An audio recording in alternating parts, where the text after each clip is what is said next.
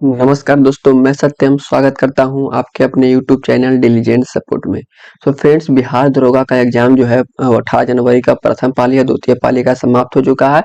इसमें प्रथम पाली के जो संपूर्ण जितने भी 100 प्रश्न है पूछे गए थे, वो सभी प्रश्नों का जो है वो इसमें एक डिटेल एनालिसिस में लाए हैं दोस्तों। और यही जो प्रश्न है, सारे जितने भी प्रश्न हम संकलन किए हैं, सब के सब प्रश्न जो है वो डायरेक्ट पूछे गए हैं आपके एग्जाम में।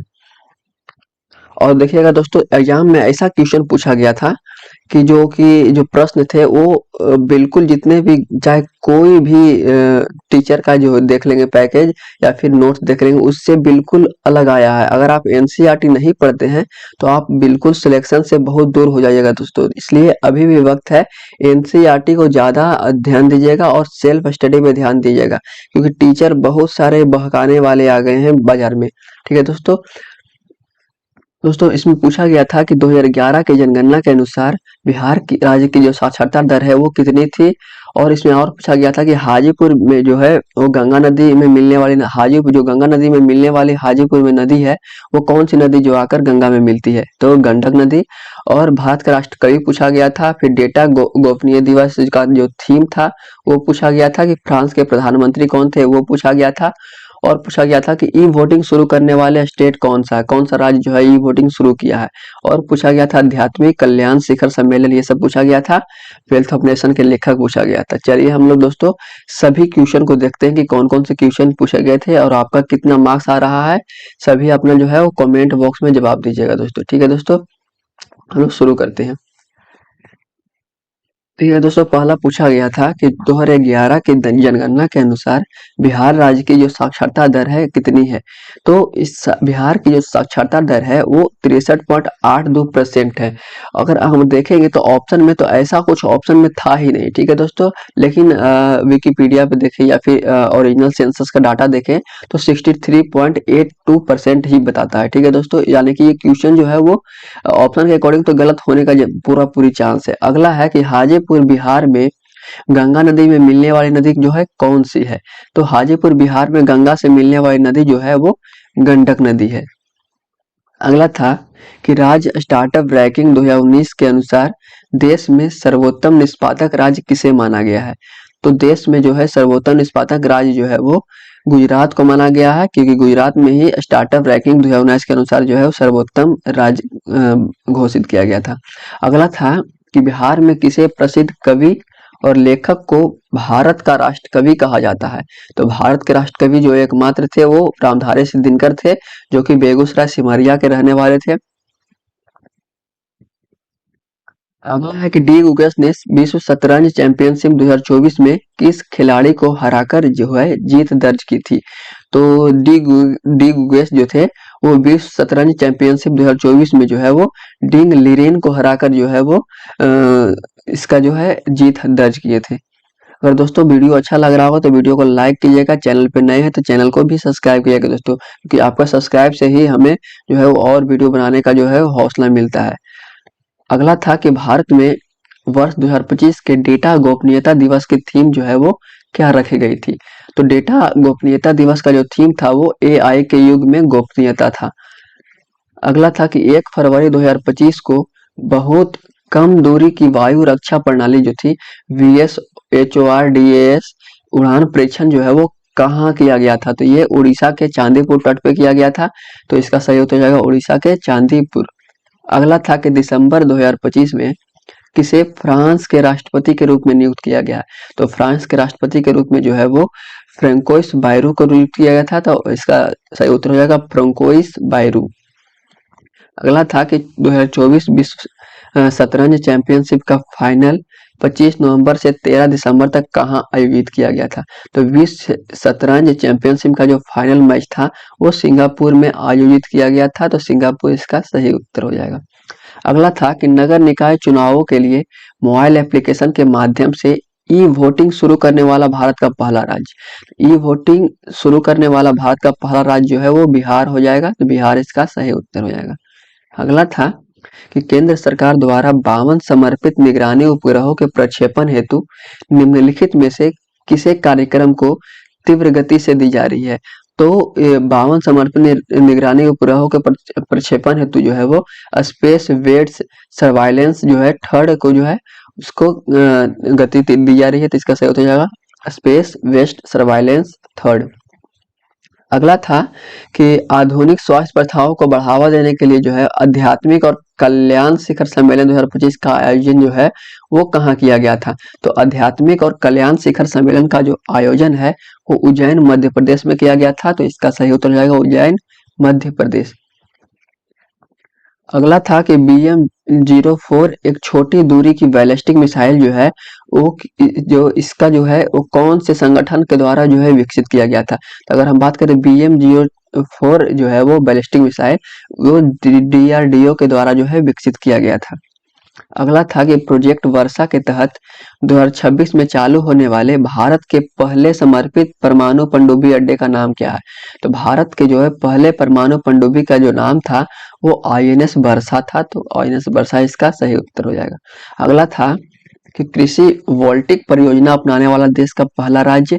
तो कृषि वोल्टिक परियोजना को अपनाने वाला देश का जो पहला राज्य है वो उत्तर प्रदेश है। अगला था कि वेल्थ ऑफ नेशन के लेखक कौन है। तो वेल्थ ऑफ नेशन के जो लेखक थे वो एडम स्मिथ थे। अगला हिंदी का प्रश्न था कि हिंदी में पूछा गया था कि प्लान का हिंदी परिभाषिक क्या है। तो प्लान का जो हिंदी परिभाषिक शब्द है जो प्लान का मतलब योजना होता है, तो योजना ही इसका सही उत्तर हो जाएगा। अगला था इंग्लिश में ट्रांसलेशन करने के लिए था कि सीमा 3 घंटे से खेल रही थी जब मैंने उसको बुलाया। तो इसका ट्रांसलेशन हो जाएगा Seema had been playing for 3 hours when I called her. ठीक है दोस्तों, यहाँ पे 4 ही लगेगा, यहाँ पे सीन्स नहीं लगेगा क्योंकि सीन्स में भी ऑप्शन था, तो 4 वाला ही ऑप्शन होगा। ठीक है दोस्तों। अगला था कि मुनाफाखोर का इंग्लिश क्या होता है। तो मुनाफाखोर का जो इंग्लिश है वो प्रॉफिटर होता है। अगला था कि I remember when I first saw you. इसका ट्रांसलेशन बताना था कि I remember when I first saw you, तो इसका ट्रांसलेशन हो जाएगा मुझे याद है जब मैंने तुम्हें पहली बार देखा था। अगला है कि दिसंबर 2025 में भारत के मुख्य सूचना आयुक्त के रूप में जो है वो किसे नियुक्त किया गया है। तो भारत के मुख्य सूचना आयुक्त के रूप में जो है वो राजकुमार गोयल को नियुक्त किया गया है, तो इसका राजकुमार गोयल ही सही उत्तर हो जाएगा। अगला प्रश्न था कि 5 दिसंबर 2025 को पटना में जो है सरस मेला का जो आयोजन किया गया था उस किसको प्रोत्साहित करने के लिए आयोजन किया गया था। तो ये हो जाएगा ग्रामीण उद्यमिता को बढ़ावा देने के लिए जो है वो सरस मेला का आयोजन पटना में किया गया था। अगर देखेंगे दोस्तों तभी अभी जनवरी चल रहा है और 5 दिसंबर के करंट पूछा गया, यानी कि एग्जाम से 1 महीने पहले तक का करंट अफेयर पूछा जा रहा है। 1999 के कारगिल युद्ध में अपनी वीरता के लिए कैप्टन विक्रम बत्रा को मरणोपरांत कौन सी वीरता पुरस्कार जो है वो दिया गया था। तो कैप्टन विक्रम बत्रा जो है वो मरणोपरांत जो है वो परमवीर चक्र दिया गया था। आप लोग इसमें फिल्म भी देखे होंगे, कैप्टन विक्रम बत्रा के ऊपर आया था। अगला था कि कंप्यूटर अनुप्रयोग में वर्कबुक मूलतः किससे संबंधित है। जो वर्कबुक है वो MS एक्सेल से संबंधित है। अगला था कि बिहार में जल जीवन मिशन हरियाली जो है वो कौन से विभाग को लागू करता है। तो जल जीवन हरियाली अभियान जो है ग्रामीण विकास मंत्रालय साथ में पर्यावरण मंत्रालय दोनों मिलकर करता है। ठीक है दोस्तों, तो यहाँ पे देखेंगे तो ग्रामीण विकास मंत्रालय और पर्यावरण मंत्रालय ये दोनों ऑप्शन में था, तो यानी कि ये क्वेश्चन में दोनों अगर ऑप्शन में कोई एक टिक करके आए होंगे तो ये सही माना जाएगा क्योंकि दोनों मंत्रालय मिलकर काम करता है इस पर। अगला था आर्टिकल से था कि मैच करने वाला था कि आर्टिकल 352 क्या कहता है। तो आर्टिकल 352 की बात करें तो ये राष्ट्रीय आपातकाल से संबंधित है। अगर आर्टिकल 356 पूछा गया था कि ये किससे संबंधित है, तो आर्टिकल 356 की बात करें तो ये राष्ट्रपति शासन से संबंधित है। और आर्टिकल 360 से जो होता है वो वित्तीय आपातकाल से संबंधित है, तो इसका सही उत्तर हो जाएगा 1, 3, 2। ऑप्शन था क्वेश्चन था कि भारतीय नागरिक की जो है मतदान आयु जो है 21 वर्ष से घटाकर जो 18 वर्ष कौन से संशोधन अधिनियम के द्वारा जो किया गया था। तो 21 वर्ष से घटाकर जो 18 वर्ष किया गया था वो 61वां संविधान संशोधन 1988 के तहत किया गया था। तो 61th अमेंडमेंट एक्ट 1988 हो जाएगा इसका सही उत्तर। अगला था कि दिसंबर 2024 में भारतीय रिजर्व बैंक के 26वें गवर्नर के रूप में जो है वो किसे जो है नियुक्त किया गया था। तो 26वें गवर्नर जो थे अभी जो संजय मल्होत्रा को नियुक्त किया गया है, तो संजय मल्होत्रा इसका सही उत्तर हो जाएगा दोस्तों अगर वीडियो पसंद आ रहा होगा तो वीडियो को लाइक कीजिएगा दोस्तों, और मेरे चैनल पे नए हैं तो चैनल को भी सब्सक्राइब कीजिएगा दोस्तों। अगला है हाला मोदी जो है कार्यक्रम किस देश में आयोजित किया गया था। तो हाला मोदी जो कार्यक्रम है वो कुवैत में आयोजित किया गया था। तो कुवैत में ही हाला मोदी का जो आयोजन किया गया था, जिसमें मोदी जी है वो कुवैत गए थे, वहाँ हाला मोदी कार्यक्रम का आयोजन किया गया था। अगला था कि कांगेर घाटी राष्ट्रीय उद्यान जो है वो कहाँ स्थित है, यही पूछा गया था, जो कि यूनेस्को से संभालित सूची में जो है शामिल किया गया। तो कांगेर घाटी राष्ट्रीय उद्यान जो है वो छत्तीसगढ़ के बस्तर जिला में पड़ता है। तो छत्तीसगढ़ के बस्तर जिला इसका सही उत्तर हो जाएगा। अगला था कि राष्ट्रीय अंतरिक्ष दिवस जो है वो कब मनाया जाता है। तो राष्ट्रीय अंतरिक्ष दिवस जो है वो 23 अगस्त को मनाया जाता है, क्योंकि इसी दिन जो है वो चंद्रयान 3 जो है वो दक्षिणी पोल पर जो है लैंड किया था। अगला था कि रामधारी सिंह दिनकर को निम्नलिखित में से किस कृति के लिए जो है वो साहित्य अकेडमी पुरस्कार दिया गया है।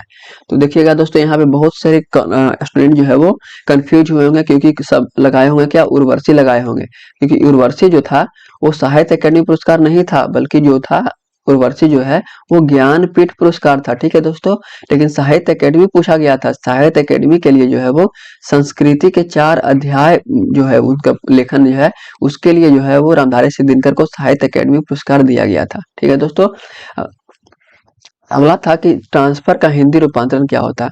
तो ट्रांसफर का हिंदी रूपांतरण जो है वो, ट्रांसफर का मतलब होता है स्थानांतरण, तो इसका सही उत्तर हो जाएगा स्थानांतरण। अगला था कि मैच द फॉलोइंग करने वाला था कि निम्नलिखित में से कौन सा विकल्प जो है वो सुमेलित नहीं है। सुमेलित नहीं विकल्प चुनना था कि एक तरफ से लौह इस्पात और दूसरा तरफ राज्य दिया गया था। तो राज्य में तो भद्रावती जो है वो भद्रावती लौह इस्पात उद्योग जो है वो कर्नाटक में है, ये सही था। भिलाई जो था लौह इस्पात उद्योग ये मध्य प्रदेश में दिया गया था, लेकिन जबकि ये मध्य प्रदेश जो है वो गलत हो जाएगा, क्योंकि ये जो है वो छत्तीसगढ़ में है, भिलाई है। तो इसका सही उत्तर हो जाएगा भिलाई वाला ही सही उत्तर हो जाएगा, क्योंकि बोकारो जो है वो झारखंड में ही है और राउरकेला भी जो है वो उड़ीसा में है। अगला प्रश्न था कि ये भी जो है वो कौन सा युग्म जो है सुमेलित नहीं है। सुमेलित नहीं युग्म में जो है वो करना था। तो इसमें बताया गया था कि ताप विद्युत एक तरफ दिया गया था, दूसरी तरफ जो है उसके संबंधित राज्य दिया गया था। अगर हम रामागुंडम की बात करें तो ये तेलंगाना राज्य में है। कोरडी की बात करें तो ये महाराष्ट्र में है। और बरौनी, अगला था बरौनी तेल शोधन कारखाना जो है वो झारखंड में नहीं है, बल्कि जो है बिहार में स्थित है। तो यही जो है इसका सही उत्तर हो जाएगा, बरौनी झारखंड बिहार। पनके की बात करें तो पनके जो है वो उत्तर प्रदेश में है। और दोस्तों इसमें बात करें तो लगभग मैथ का प्रश्न जो था वो 10 प्रश्न जो है मैथ से पूछे गए थे, और साइंस से जो प्रश्न थे वो कथन निष्कर्ष वाला बहुत ज्यादा प्रश्न पूछा गया था।